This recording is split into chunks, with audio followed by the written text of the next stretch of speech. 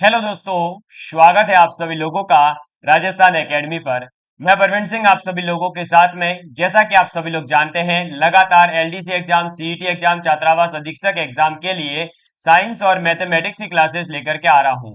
आप सभी लोग इन क्लासेस को देख रहे होंगे और कंटिन्यूअसली हमारे साथ में जुड़े हुए हैं, तो आप लोग नोट्स भी जरूर बना रहे होंगे।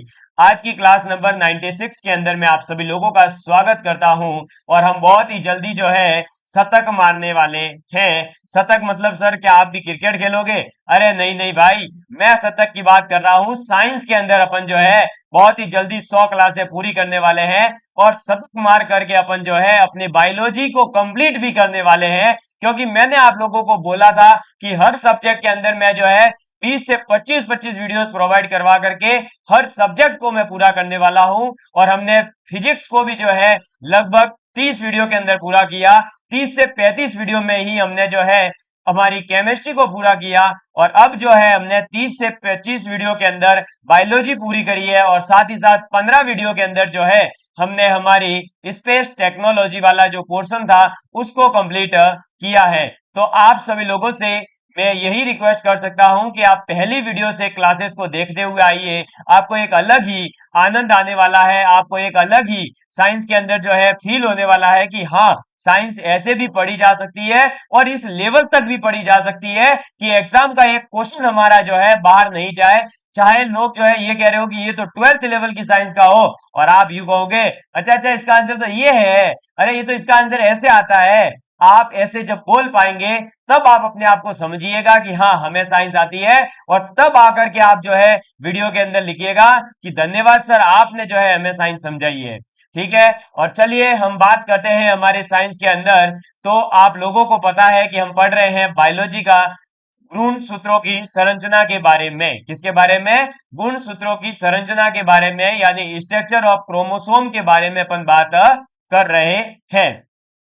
और आप लोगों को बता दूं कि जिस प्रकार से हमारी विज्ञान की क्लासेस अभी कंप्लीट फ्री है, वैसे ही गणित का भी संपूर्ण कोर्स हम यूट्यूब पर ही free of cost sequence wise करवा रहे हैं। तो आप वहां जाकर के उनको भी नोट डाउन कर सकते हैं और अपनी गणित भी जो है स्ट्रांग कर सकते हैं।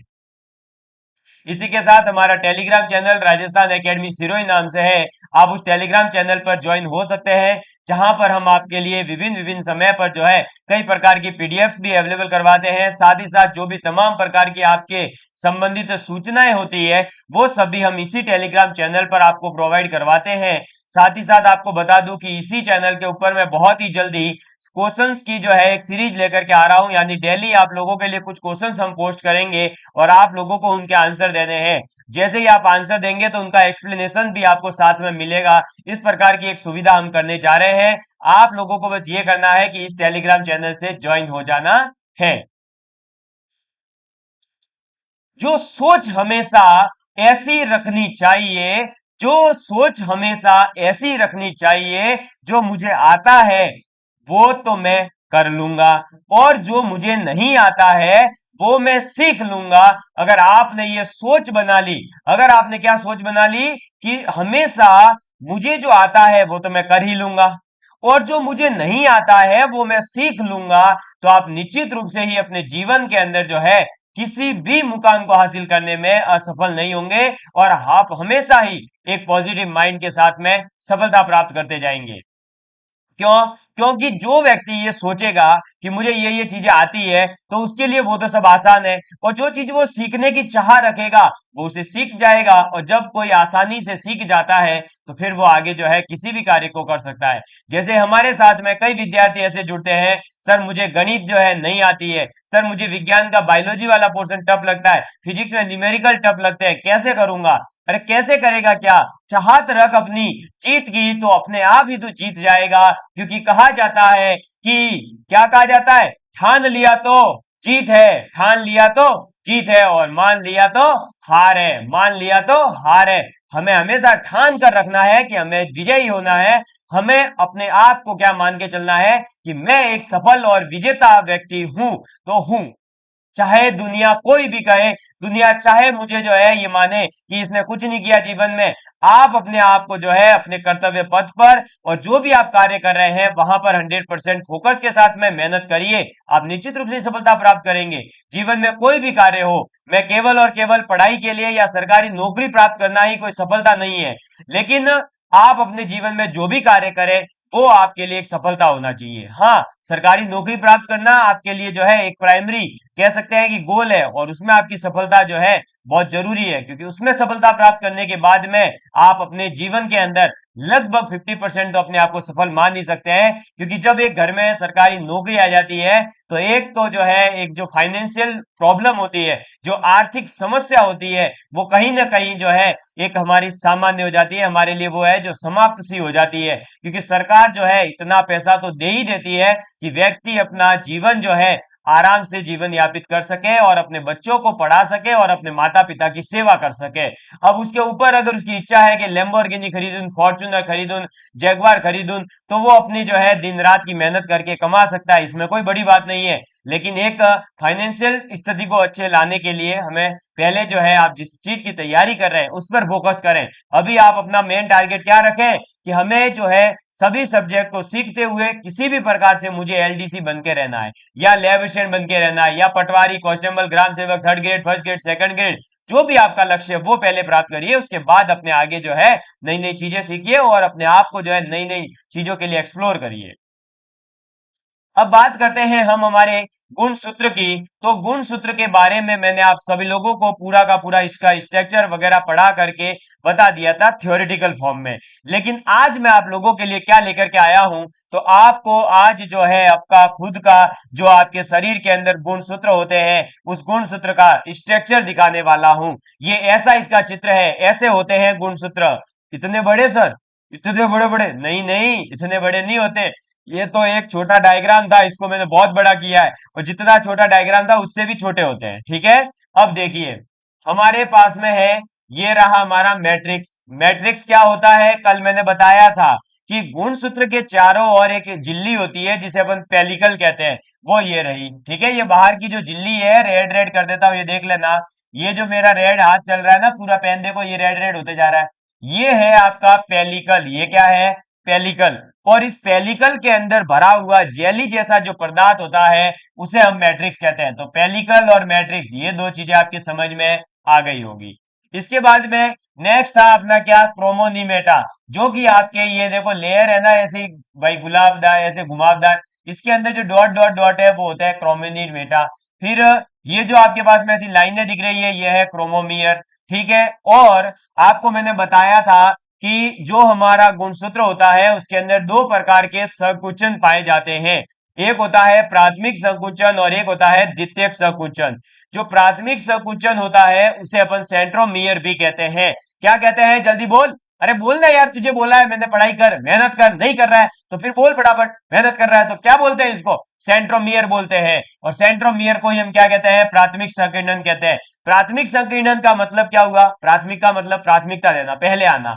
तो प्राथमिकता कहां पर है, ये रही। तो पहले जो ये वाला संकीर्ण है इसी को अपन क्या नाम दे रहे हैं, प्राथमिक संकीर्ण या सेंट्रोमियर या कैनेटोकोर कहा जाता है।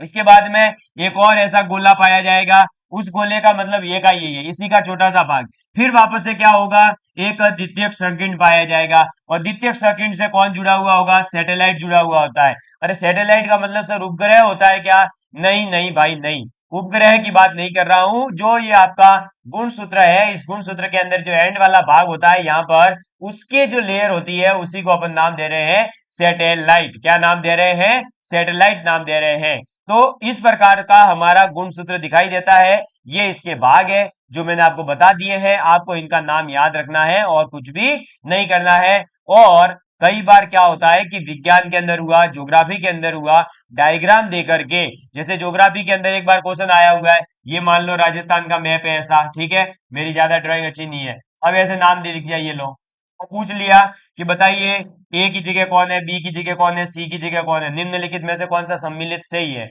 तो ऐसा डायग्राम वाला क्वेश्चन जरूर आपको जो है विज्ञान के अंदर देखने को मिल सकता है, कि हो सकता है कि आपके पास में क्या हो जाए, आपके पास में ये डायग्राम आ जाए और फिर ये कह दिया जाए कि भाई ये आपका मान लो ए, ये एक दूसरा बी ऑप्शन, ये सी ऑप्शन और ये डी ऑप्शन।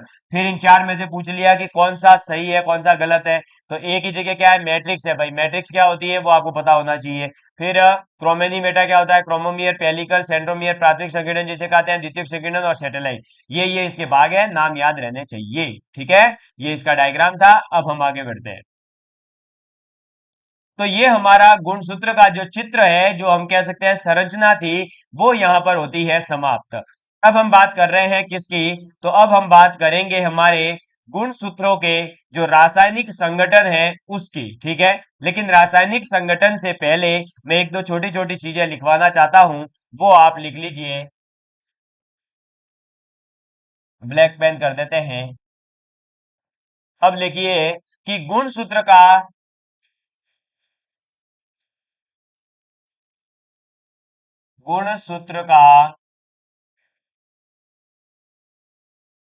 शीर्ष भाग, क्या, गुण सूत्र का जो शीर्ष भाग होता है, यानी कि जो गुण सूत्र है उसका जो वर्टेक्स, ऊपर टॉप मोस्ट जो भाग है, शीर्ष भाग है, उसे अपन क्या कहते हैं, तो उसे अपन टेलीमियर कहते हैं।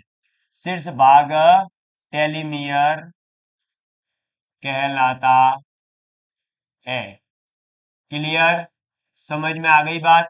क्लियर है आप सभी लोगों को? तो गुण सूत्र का जो शीर्ष भाग है वो टेलीमियर कहलाता है। ये छोटी सी एक जानकारी है जो आपको याद रखनी है। अब हम बात करते हैं गुणसूत्र के रासायनिक संगठन की, यानी कि chemical combination composition, sorry, chemical composition of chromosome की बात करेंगे। तो लिखेंगे रासायनिक संगठन, रासायनिक संगठन, रासायनिक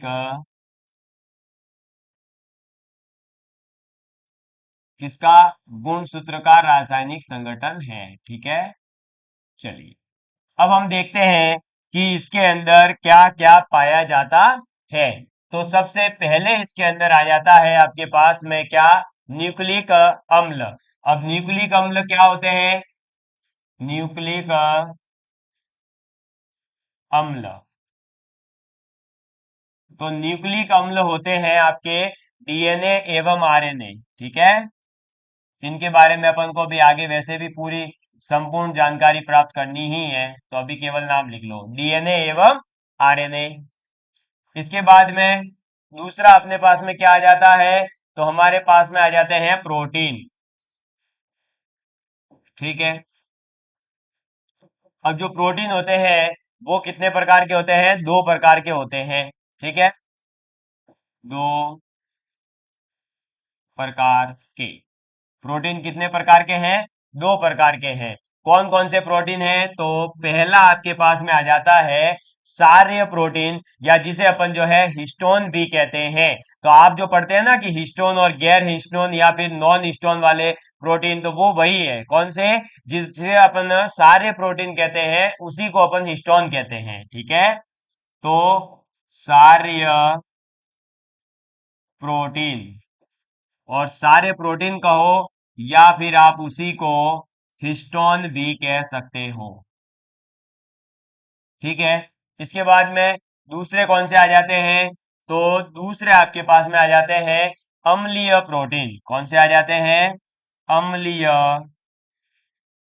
प्रोटीन, यानी एसिडिक प्रोटीन, अम्लीय प्रोटीन, या इसी को अपन क्या कहेंगे, non histone, non histone. Clear, समझ में आ गई बात? ये आप जो है दोनों लिख लीजिए। इसके बाद तीसरा जो अपने पास में भाग आ जाता है वो क्या आ जाता है, खनिज लवण तथा उसके अलावा आयन जो पाए जाते हैं। ठीक है, तो खनिज लवण तथा आयन, खनिज लवण तथा आयन। अब खनिज लवण या आयन कौन से पाए जाते हैं, तो क्या सर इसके अंदर जिप्सम पाया जाता है, अरे नहीं भाई। तो सर सोना पाया जाता है, नहीं। अरे तो सर हमने तो यही खनिज पढ़े थे, सोना, ग्रेफाइट, जिप्सम, संगमरमर, चूना पत्थर, फॉस्फोरस है, ये सब घिया पत्थर, नहीं नहीं नहीं, ये नहीं। खनिज लवण और आयन वो पाए जाते हैं जो हमारे शरीर में पाए जाते होंगे, यानी कि आपका कैल्शियम, मैग्नीशियम, सोडियम, ये वाले, ठीक है। तो कौन कौन से? तो कैल्शियम +2, मैग्नीशियम +2, सोडियम +1 आदि। क्लियर? इस प्रकार के जो हमारे पास में आयन है वो इसके अंदर पाए जाते हैं। ठीक है, इसको एक बार नोट डाउन कर लीजिए कि रासायनिक संगठन, किसके रासायनिक संगठन की बात कर रहे हैं? गुणसूत्र के। क्या क्या? तो न्यूक्लिक अम्ल पाए जाते हैं, डीएनए, आरएनए। प्रोटीन पाए जाते हैं दो प्रकार के, सारे प्रोटीन होते हैं और हमारे कौन से प्रोटीन होते हैं? अम्लीय प्रोटीन होते हैं। अब सारे प्रोटीन कौन से हैं, अम्लीय प्रोटीन कौन से हैं, वो सब अपन अभी आगे पढ़ेंगे। फिर खनिज लवण तथा आयन, कौन से खनिज लवण आयन? तो कैल्शियम है, मैग्नीशियम है, सोडियम है, ये सभी इसके अंदर पाए जाते हैं। ठीक है, चलिए अब आगे लिखेंगे। तो नेक्स्ट हमारे पास में आ जाता है कि जो गुण सूत्र होता है इसका मुख्य भाग, मुख्य भाग का मतलब हो गया लगभग 90 से 92% जो है वो केवल और केवल क्या पाया जाता है गुण सूत्र के अंदर? तो डीएनए और हिस्टोन प्रोटीन जो है वो पाए जाते हैं। तो आप जो है एक ये कह सकते हैं कि गुण सूत्र ऐसे लिख लीजिए, इसके एक वो बना लेते हैं अपन टेबल टाइप में, या कह सकते हैं वर्गीकरण के रूप में। अब देखो, प्रो गुण सूत्र आ गया। गुण सूत्र के अंदर जो है लगभग डीएनए जो है वो कितना होगा? 40%। डीएनए कितना होता है? लगभग, ये ठीक है, एग्जैक्ट नहीं है, 40%। और हमारे पास में जो प्रोटीन है वो कितना पाया जाता है? तो प्रोटीन भी, वो भी कौन से प्रोटीन? Histone protein. तो आप लिख लो हिस्टोन, हिस्टोन प्रोटीन लगभग ये भी जो है आपका 40% पाया जाता है। तो ये जो है गुणसूत्र के दो भाग है, डीएनए 40% लगभग होता है और हिस्टोन प्रोटीन भी लगभग जो है 40% होता है। इसके अलावा जो बचा हुआ भाग होता है वो आरएनए और जो हमारे पास में हमारे नॉन हिस्टोन प्रोटीन है वो पाए जाते हैं। तो तीसरा भाग क्या आ जाएगा? तो तीसरा भाग आपके कह सकते हैं कि आरएनए व non histone protein, non histone protein. अब ये कितने पाए जाएंगे? तो भाई देखो 100 में से 40, ये 40, ये तो लगभग ये 20% होता है। ठीक है, ये बात आपको याद रखनी है। ये लगभग कितना होता है? 20% होता है।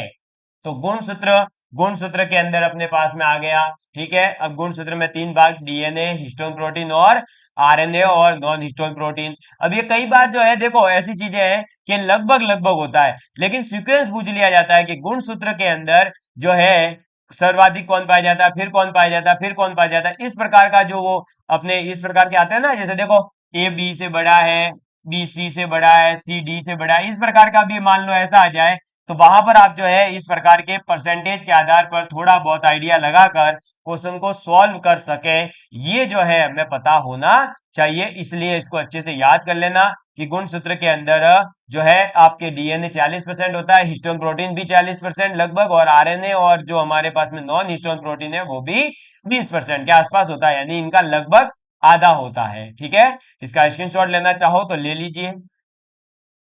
अब मैं आपको बता दूं कि जो ये हिस्टोन प्रोटीन है, ये हिस्टोन प्रोटीन के भी प्रकार होते हैं। तो इसके कितने प्रकार हैं उनकी बात करते हैं। तो हिस्टोन प्रोटीन के बेसिकली अपने पास में 5 प्रकार हैं। कितने प्रकार है?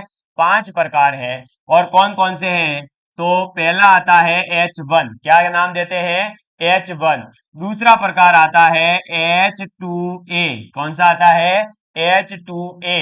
तीसरा प्रकार आ जाता है H2B, ठीक है। और चौथा आपके पास में आ जाता है H3, क्या आ जाता है चौथा? H3। और H5 होता है H4। ये है अपने पास में क्या? ये है अपने पास में हिस्टोन प्रोटीन के 5 प्रकार। कौन कौन से हैं? तो पहला है H1, H2A, H2B, ठीक है। और फिर चौथा हो जाएगा H3 और पांचवा हो जाएगा H4। क्लियर? समझ में आ गई बात आप सभी लोगों को? तो ये चीज आपको याद रखनी है। साथ ही साथ मैं आपको बता दूं कि ये जो हिस्टोन प्रोटीन है इनके अंदर भी कुछ ऐसे अमीनो अम्ल होते हैं जिनकी अधिकता होती है, कुछ की न्यूनता होती है। तो वो चीज भी आपको याद रखनी है कि H1 के अंदर कौन ज्यादा है, H2 में कौन है, H2B में कौन है, H3 में कौन है, H4 में कौन है। क्योंकि कई बार जब डीप लेवल पर जाना होता है तो इन चीजों से भी क्वेश्चन पूछे गए हैं। तो आप लिखेंगे H1, H2A, H2B, H3 और H4। ठीक है। अब H1 के अंदर जो है वो लाइसिन की अधिकता होती है। ठीक है। किसकी अधिकता होती है? याद रखना सीधे सीधे, लाइसिन की अधिकता, लाइसिन की अधिकता होती है। H2B जो है उसके अंदर साधारणतः यानी जनरली तो लाइसिन की अधिकता होगी। ठीक है। तो आप सीधा सीधा यही लिख लो कि लाइसिन की अधिकता। ठीक है, सेम ही।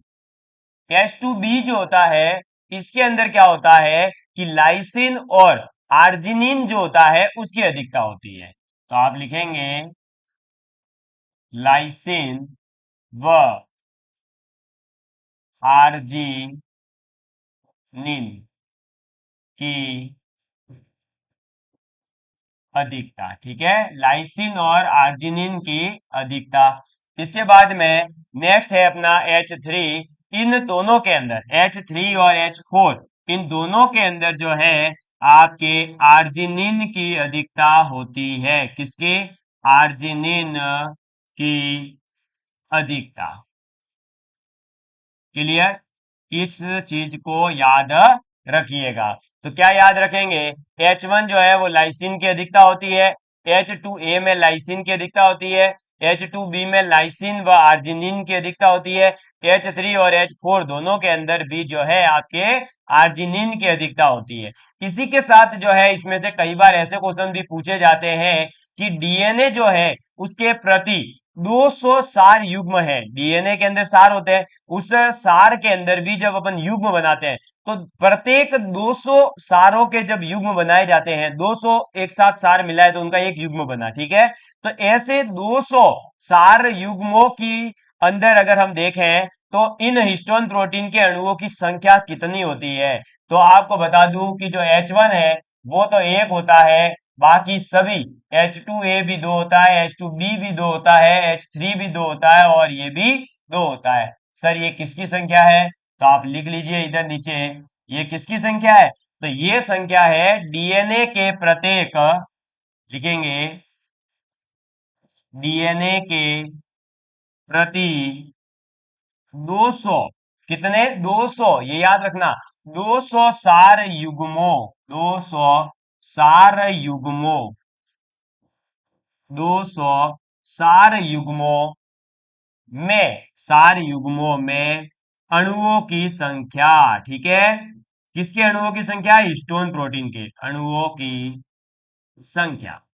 हाँ, इतना याद रह जाएगा तो सफिशियंट है। इससे ज्यादा जो है फिर डीप में अगर जाता है तो फिर बायोलॉजी वाला विद्यार्थी भी नहीं कर पाएगा, इस बात की गारंटी मैं देता हूं। हाँ, अगर उसने नीट वगैरह की तैयारी करी है तो वो अलग बात है, फिर जो है ना, देखो दुनिया में एक्सेप्शन तो हर चीज का अवेलेबल है, तो फिर तैयारी का भी एक्सेप्शन उपलब्ध होगा ही भाई, है ना, इसमें तो मैं भी कुछ नहीं कर सकता।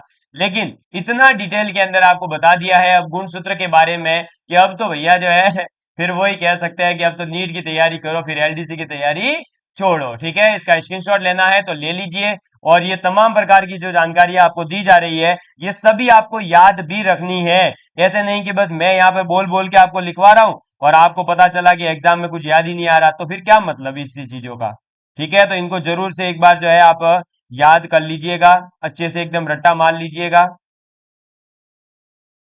चलो, अब जो है अपन बात करते हैं गुण सूत्रों के कार्य के बारे में, यानी कि अपन ये बात कर रहे हैं कि फंक्शंस ऑफ क्रोमोसोम, जो क्रोमोसोम है वो क्या करते हैं आखिर। ठीक है, चलिए देखिए। तो आप हेडिंग डालेंगे, बढ़िया सी हेडिंग डाल दो, गुण सूत्रों के कार्य। गुण सूत्रों के कार्य। ठीक है। किसकी बात करेंगे? गुणसूत्रों के कार्य के बारे में बात करते हैं। तो गुणसूत्रों के कार्य की अगर बात की जाए तो लगभग 1900 ईस्वी के आसपास की बात है, यानी 1902 के आसपास की बात है। उस समय पर दो वैज्ञानिक हुए थे। कौन हुए थे? दो वैज्ञानिक। एक तो था मैं और एक थे आप। ठीक है, मेरा नाम था सटन, आपका नाम था बोवर। क्या नाम था? आपका नाम बोवर और मेरा नाम सटन। कब हुए? 1902 में। देखो क्या हो रही है बात, गुणसूत्रों के कार्यों की। 1902 में जो है, अपन पिछले जन्म की बात कर रहे हैं आपके और मेरे। तो मैं और आप दोनों ने मिल करके जो है इसके कार्यों के बारे में बताया था। किस किसने? तो आपके सटन। कौन था? सटन। और एक थे हमारे बोवर। ये दो ऐसे जीव वैज्ञानिक थे जिन्होंने सबसे पहले आनुवांशिकता के अंदर जो गुणसूत्र है उनकी भूमिका को लेकर के, यानी इंपॉर्टेंस ऑफ क्रोमोसोम के बारे में अगर किसी ने सबसे पहले बताया है तो वो दो ये महान वैज्ञानिक थे, सटन और बोवर, जिन्होंने 1902 के अंदर बताया था कि जो हमारे ये आनुवांशिकता के अंदर गुणसूत्र है, इन गुणसूत्रों का क्या इंपॉर्टेंस है, इन गुणसूत्रों की क्या विशेषताएं हैं, इनके क्या कार्य है। समझ में आ गई बात? चलिए, अब इनके कार्य क्या है? तो सबसे पहला इनका कार्य होता है कि जो भी आनुवांशिक सामग्री है उनको, डीएनए को जो है हमारा डीएनए जिसके अंदर भाई पूरी की पूरी क्या है? आनुवांशिक सामग्री है, उसको ले जाने का अगर कोई कार्य करते हैं तो वो है हमारे गुणसूत्र। ठीक है, तो आप लिखेंगे गुणसूत्रों का, गुणसूत्रों का सबसे गुणसूत्रों का सबसे महत्वपूर्ण कार्य, सबसे महत्वपूर्ण कार्य है भाई। अगर गुणसूत्रों की बात ही किस बेस क्यों कर रहे हैं हम? इसीलिए केवल कर रहे हैं क्योंकि हम जेनेटिक्स पढ़ रहे हैं। अब जेनेटिक्स अगर हम पढ़ रहे हैं तो वो हो किससे रही है? जेनेटिक्स पॉसिबल किससे हुई? जब हमारा डीएनए आगे से आगे ट्रांसफर होने लगा। ठीक है, तो गुणसूत्रों का सबसे महत्वपूर्ण कार्य, वेरी इंपॉर्टेंट वर्क, सबसे पूर्ण कार्य, सबसे महत्वपूर्ण कार्य क्या है? तो सबसे महत्वपूर्ण कार्य है कि जो मूल आनुवंशिक सामग्री है, मूल आनुवंशिक मूल आनुवंशिक सामग्री, मूल आनुवंशिक सामग्री है, कौन सी है? डीएनए। डीएनए को ले जाना। ठीक है, डीएनए को ले जाना है, तो सबसे महत्वपूर्ण इसका कार्य है डीएनए को लेकर के जाना। फिर ये क्या करता है? तो जो डीएनए है वो डीएनए हमारे विभिन्न जो भी उसके कार्य है, सेलुलर से रिलेटेड यानी उसके शरीर से रिलेटेड जो भी कार्य है, उन कार्यों के लिए आनुवंशिक जानकारी प्रदान करता है। तो डीएनए विभिन्न विभिन्न सेलुलर कार्यों, विभिन्न सेलुलर कार्यों के लिए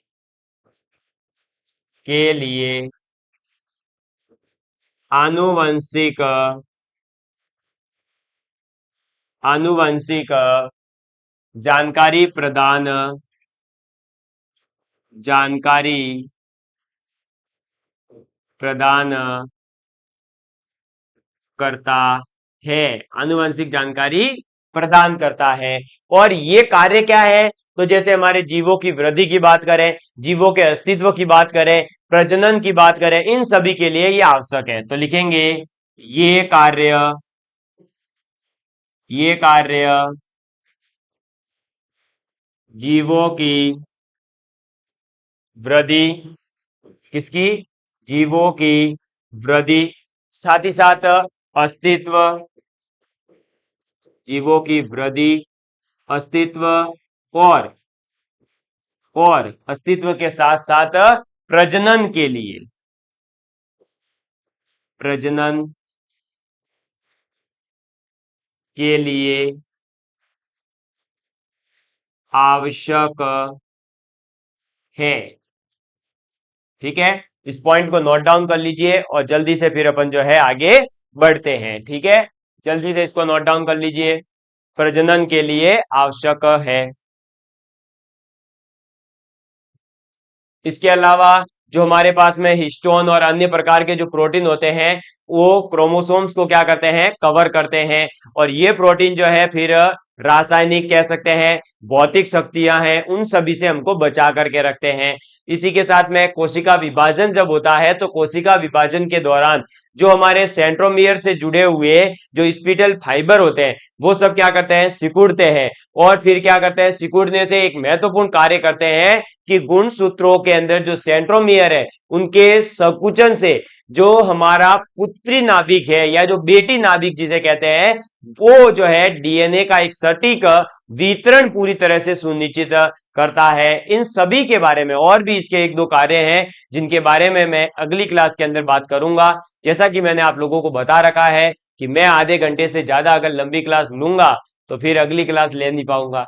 इससे बढ़िया है कि अपने आधे आधे घंटे डेली पढ़ते रहे, है ना। और आप सभी लोग भी लगातार जुड़े रहिए। आपको पता है कि देखो अपनी कंटिन्यूटी के कारण ही आज आधे आधे घंटे की क्लासें लेने की वजह से भी मात्र अपन ने पिछले 2 से ढाई महीने के अंदर अंदर पूरा साइंस का सिलेबस कर लिया। ऐसे ही गणित का भी हो जाएगा। तो आपके पास में जब अभी टाइम है तो इस समय का यूटिलाइजेशन करें, समय का सदुपयोग करें और अपना चयन करवाने के लिए मेहनत करें। धन्यवाद। जय हिंद, जय भारत।